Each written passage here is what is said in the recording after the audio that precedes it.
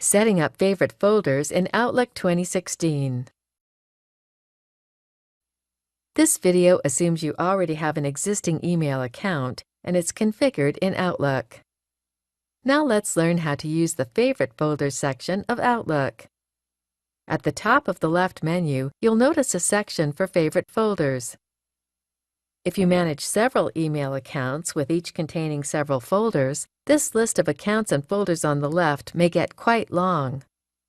There may only be a few folders that you use most of the time, and it would be helpful if they were easily accessible. To do this, simply add your favorite folders to this Favorite Folders section. Let's go ahead and add one now. Locate a folder that you denote a favorite and right-click it.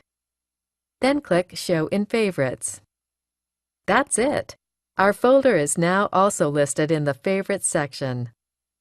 Please note that the folders listed here are mirrored copies of the folders, so anything you do with them in the Favorites section, like add or remove messages, will also happen in the folder's main location. You can have as many folders in your Favorites section as you like. This is the end of the tutorial. You now know how to set up favorite folders in Outlook.